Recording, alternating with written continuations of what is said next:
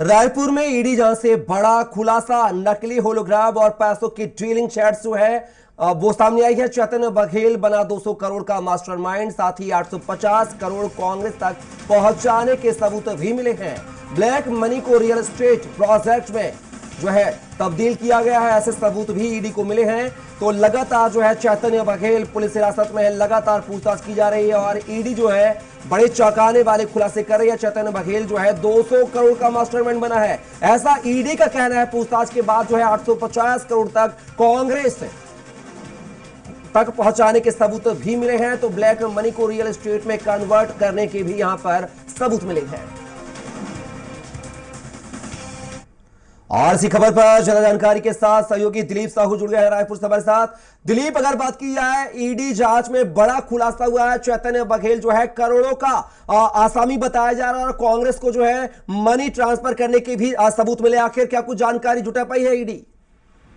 जी बिल्कुल सही। हम बता दें ईडी ने जो चैतन्य बघेल के खिलाफ 7,000 पन्नों की चार्जशीट जारी की है, चार्जशीट फाइल की है। इसमें मुख्य रूप से जो बातें कही गई, उसमें बिंदुओं की बात करें तो उसमें एक व्हाट्सएप चैट का भी जिक्र किया गया है, जिसको बिग बॉस नाम से एक ग्रुप था, जिसमें प्रमुख रूप से बात करें तो जिसमें पूर्व सीएम भूपेश बघेल के बेटे चैतन्य बघेल के अलावा कारोबारी शराब कारोबारी अनवर ढेबर, रिटायर्ड आईएएस अनिल टूटेजा, उप सीएम के उप सचिव रही सौम्या चौरसिया और एक पुस्तक का नाम का जिक्र है। और इनके बीच जो मध्य चैटिंग हुआ है क्योंकि उस ग्रुप का नाम ही बिग बॉस दिया गया था, तो बिग बॉस को लेकर ही, इस ग्रुप को लेकर ही खुलासा किया है। और उसमें तमाम चीजों का जिक्र किया है कि इनके बीच जो हेरा फेरी हुई है और लेन देन हुआ है, इस तरह की बातें। और पूरी चार्जशीट में चैतन्य बघेल को ही मास्टरमाइंड बताया गया है और उसमें कहा गया है कि 200 करोड़ रुपए का खुद कमाया है इन्होंने इस पूरे माध्यम में, लेन देन में,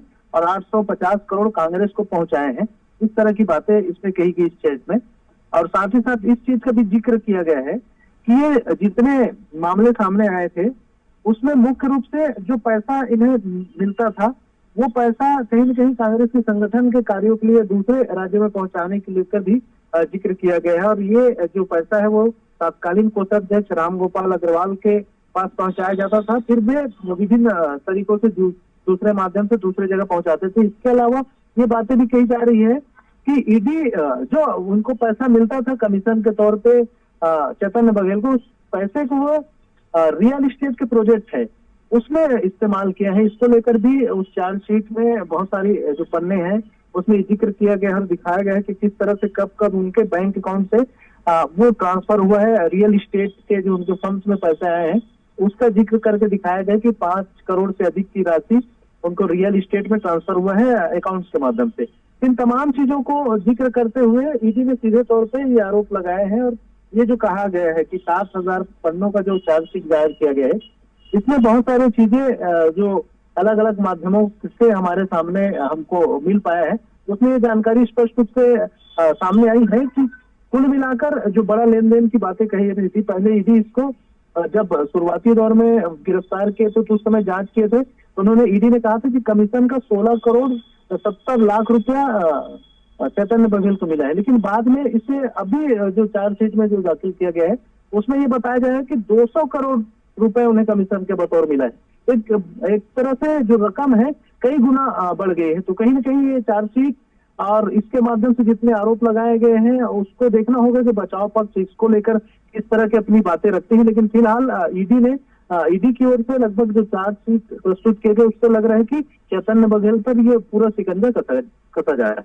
चलिए दिलीप, बिल्कुल कहीं ना कहीं देखना होगा कि पूरे चार्जशीट के बाद जो है किस तरीके के और नए नित्य खुलासे होंगे, देखना दिलचस्प होगा। फिलहाल के लिए तमाम जानकारी को साझा करने के लिए दिलीप आपका बहुत बहुत शुक्रिया।